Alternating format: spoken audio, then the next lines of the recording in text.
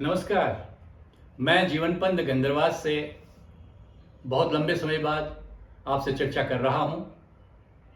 मेरी कुछ वीडियोस मेरे चैनल में आ चुकी हैं और मेरा इंटरव्यू भी किसी चैनल के द्वारा भी लिया गया है। आज चर्चा इस बात पर है कि मुझसे पूछा गया है कि कल देवी स्थापना का मुहूर्त क्या रहेगा। मित्रों, कल संवत्सर प्रतिपदा है, शैलपुत्री माता का पूजन होगा, कलश स्थापना होगी। लेकिन प्रश्न इस बात का है कि आज सायंकाल 6:11 से वैधृति योग आ रहा है। ऐन्द्र योग के बाद वैधृति योग आ रहा है। आज अमावस्या रात्रि में 11:30 तक रहेगी। तो कल किस समय घट स्थापना होनी चाहिए, क्योंकि वैधृति योग में और चित्रा नक्षत्र में घट स्थापना नहीं हो सकती। 7:32 प्रातः में, जिस समय की रेवती नक्षत्र पूर्ण हो रहा है, पंचक समाप्त हो रहे हैं, उसके बाद अमृत सिद्धि योग लग रहा है जो पूरी रात भर रहेगा और सूर्योदय से पूर्व कल 5:12 तक रहेगा। अब ऐसे में प्रश्न यह आता है कि किस समय कलश स्थापना की जाए, क्योंकि देवी स्थापना एक बहुत महत्वपूर्ण कार्य है।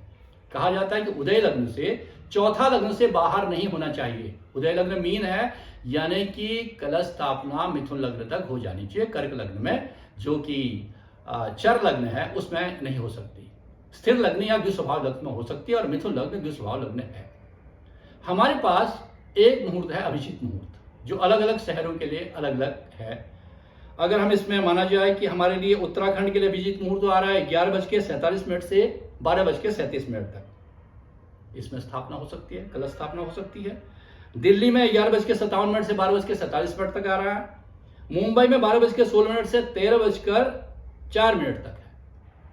तो इस समय आप कलश स्थापना कर सकते हैं, लेकिन सभी लोगों के लिए ये होगा कि ये समय अगर उपलब्ध न हो पाए तो क्या करेंगे। मित्रों, एक बात है कि वैधृति योग और चित्रा नक्षत्र पूर्णतः त्याज्य है। तो इस समय आप क्या करें। अगर आप संकल्प ले रहे हैं, नैमित्तिक कर्म कर रहे हैं, सकाम कर्म कर रहे हैं, तो संकल्प लेना होता है, तब तो आपको इस मुहूर्त का चयन करना पड़ेगा। आपको मुहूर्त के अंदर मुहूर्त देखना पड़ेगा। जैसे श्री रामलला के जिस समय भी मूर्ति की स्थापना हुई थी, उनका प्राण उसमें संचय किया गया था, उस समय के लिए देखा गया था कि 84 सेकंड का एक मुहूर्त लिया था पंडितों ने। 84 सेकंड का, 22 जनवरी को 84 सेकंड का मुहूर्त लिया था।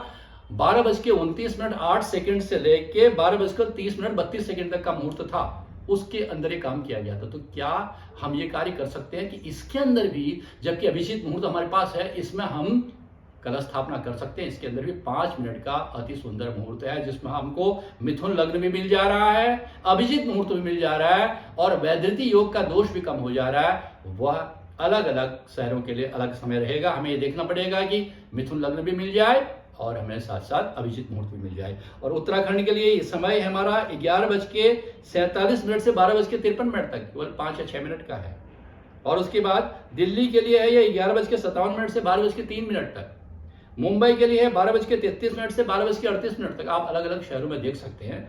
ये मैंने उन लोगों ने कहा जो लोग बहुत बड़े भक्त हैं और चाहते हैं जिस तरह से रामलला की मूर्ति की प्राण प्रतिष्ठा हुई उस तरह से इस मुहूर्त का चयन करना चाहते हैं, वह सूक्ष्म मुहूर्त को ले सकते हैं। अन्यथा आपके पास अभिजीत मुहूर्त है, अपने शहर का अभिजीत मुहूर्त आप देख सकते हैं और बिना किसी बाधा के उस समय कलश स्थापना कर सकते हैं। बाकी लोगों के लिए जो संकल्प नहीं करते और देवी प्रीत्यर्थम या केवल निष्काम कर्म से कल व्रत कर रहे हैं, वो किसी भी समय करें। 7:32 के बाद उनके लिए अमृत सिद्धि मुहूर्त है। उन पर ये वैधृति योग और चित्रा नक्षत्र का जो नियम होता है उन पर लागू नहीं होता। जब आप सकाम संकल्प कर रहे हैं, जब आप किसी नैमित्तिक कर्म के लिए काम कर रहे हैं, तो आपको संकल्प लेना पड़ेगा और अभिजीत मुहूर्त ग्रहण करना पड़ेगा।